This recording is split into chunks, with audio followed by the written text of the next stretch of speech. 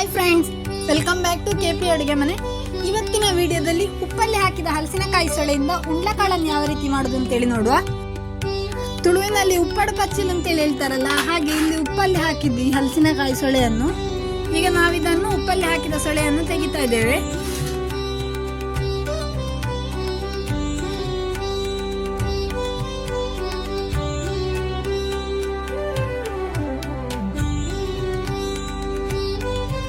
ಈಗ ಉಪ್ಪಲ್ಲಿ ಹಾಕಿದ ಸೊಳೆಯನ್ನು ನಾವು ಒಮ್ಮೆ ಚೆನ್ನಾಗಿ ತೊಳೆಯುವ.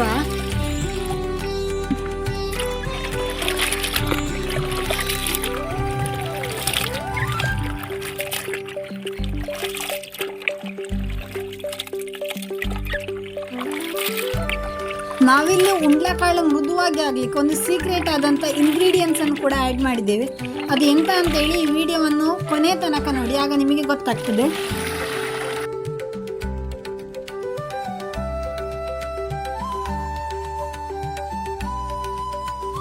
ಇನ್ನು ಇದಕ್ಕೆ ಪುನಃ ಸ್ವಲ್ಪ ನೀರನ್ನು ಹಾಕಿಡುವ. ಯಾಕೆ ಹೇಳಿದ್ರೆ ಉಪ್ಪಲ್ಲಿ ಹಾಕಿಟ್ಟ ಕಾರಣ ಅದು ಉಪ್ಪು ಜಾಸ್ತಿ ಇರ್ತದೆ ನಮಗೆ, ಮತ್ತೆ ಉಂಡ್ಲಕಾಳು ಉಪ್ಪಾಗ್ತದೆ. ಹಾಗಾಗಿ ಸ್ವಲ್ಪ ಹೊತ್ತು ನೀರಲ್ಲಿ ಹಾಕಿಟ್ರೆ ಅದ್ರ ಉಪ್ಪು ಬಿಡ್ತದೆ. ಇನ್ನು ಇದರ ನೀರನ್ನು ಚೆನ್ನಾಗಿ ಹಿಂಡಿ ತೆಗೆಯುವ. ಯಾಕೆ ಹೇಳಿದ್ರೆ ನಮಗೆ ಉಂಡ್ಲಕಾಳಿನ ಉಂಡೆ ಮಾಡಲಿಕ್ಕೆ ಹಿಟ್ಟು ನೀರಿದ್ರೆ ಉಂಡೆ ಮಾಡ್ಲಿಕ್ಕೆ ಆಗುದಿಲ್ಲ. ಹಾಗಾಗಿ ನಾವಿಲ್ಲಿ ಎಷ್ಟು ಸಾಧ್ಯ ಉಂಟು ಅಷ್ಟು ನೀರನ್ನು ಹಿಂಡಿ ತೆಗಿಬೇಕು. ನೀವು ಸೊಳೆಯನ್ನು ಈ ರೀತಿಯಾಗಿ ಹಿಂಡಿದ ನಂತರ ಸಹ ನಿಮಗೆ ಉಂಡ್ಲಕಾಳಿನ ಉಂಡೆ ಮಾಡ್ಲಿಕ್ಕೆ ಆಗ್ಲಿಲ್ಲ ಅಂತಾದ್ರೆ, ಕಡ್ದ ಹಿಟ್ಟನ್ನು ಒಂದು ಒಣಗಿದ ಬಟ್ಟೆಗೆ ಹಾಕಿ ಸ್ವಲ್ಪ ಹೊತ್ತು ಇಟ್ಟರೆ ಆ ಬಟ್ಟೆ ನೀರನ್ನೆಲ್ಲ ಹೀರಿಕೊಳ್ತದೆ. ಆಗ ಉಂಡ್ಲಕಾಳಿನ ಉಂಡೆಯನ್ನು ಸುಲಭವಾಗಿ ಮಾಡಬಹುದು. ಈಗ ಎಲ್ಲ ಸೊಳೆಗಳನ್ನು ಕೂಡ ಹಿಂಡಿಕೊಂಡಾಯ್ತು. ಇನ್ನು ಇದನ್ನು ರುಬ್ಬುವ ಕಲ್ಲಿಗೆ ಹಾಕಿ ನುಣ್ಣಗೆ ರುಬ್ಬಿಕೊಳ್ಳಿ. ರುಬ್ಬುವ ಕಲ್ಲಲ್ಲೇ ರುಬ್ಬಬೇಕು ಅಂತಿಲ್ಲ, ನೀವು ಮಿಕ್ಸಿಯಲ್ಲಿ ಅಥವಾ ಗ್ರೈಂಡರಲ್ಲಿ ಕೂಡ ರುಬ್ಬಿಕೊಳ್ಬಹುದು. ಅದರಲ್ಲಿ ರುಬ್ಬಿಕೊಂಡಾಗ ಹಿಟ್ಟು ಸ್ವಲ್ಪ ನೀರಾಗ್ತದೆ. ಆಗ ನಾನು ಆಗಲೇ ಹೇಳಿದ ಹಾಗೆ ಬಟ್ಟೆಗೆ ಹಾಕಿಕೊಂಡು ಸ್ವಲ್ಪ ಹೊತ್ತು ಇಟ್ಟರೆ ಅದರ ನೀರಿನ ಪಸೆ ಹೋಗ್ತದೆ. ಈಗ ನಾವಿಲ್ಲಿ ಉಂಡ್ಲಕಾಳು ಮೃದುವಾಗಲಿಕ್ಕೆ ಅವಲಕ್ಕಿಯನ್ನು ಹಾಕಿಕೊಳ್ತಾ ಇದ್ದೇವೆ. ಹಿಟ್ಟು ನುಣ್ಣಗೆ ಆದ ಮೇಲೆ ಈ ಅವಲಕ್ಕಿಯನ್ನು ಹಾಕಿಕೊಂಡು ಪುನಃ ಒಮ್ಮೆ ರುಬ್ಬಿಕೊಂಡ್ರೆ ಆಯ್ತು.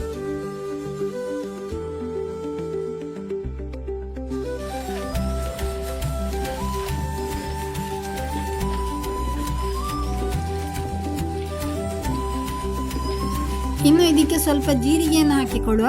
ಜೀರಿಗೆಯನ್ನು ಹಾಕಿ ಒಂದು ರೌಂಡ್ ತಿರುಗಿಸಿದ್ರೆ ಸಾಕು, ಇಲ್ಲದಿದ್ರೆ ಅದು ಫುಲ್ ನೈಸ್ ಆಗಿ ಹೋಗ್ತದೆ. ನಮಗೆ ಈ ಉಂಡ್ಲಕಾಳನ್ನು ತಿನ್ನುವಾಗ ಜೀರಿಗೆ ಬಾಯಿಗೆ ಸಿಕ್ಕುವಾಗ ಆ ಫ್ಲೇವರ್ ಒಳ್ಳೇದಾಗ್ತದೆ.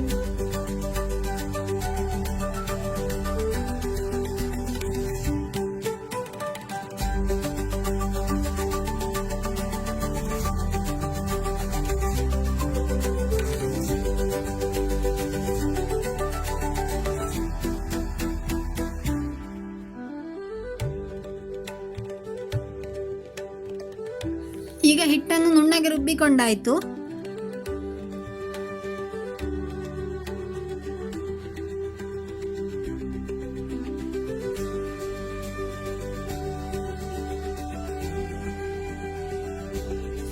ಇನ್ನು ಉಂಡ್ಲಕಾಳನ್ನು ಮಾಡುವ.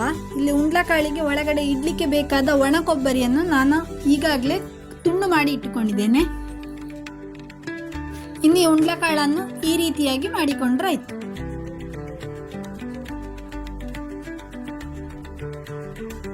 ಉಂಡ್ಲಕಾಳು ಮಾಡಲಿಕ್ಕೆ ಹಿಟ್ಟು ಈ ಹದದಲ್ಲಿ ಇರಬೇಕು, ಆಗ ಉಂಡೆ ಮಾಡಲಿಕ್ಕೆ ಸರಿ ಆಗ್ತದೆ.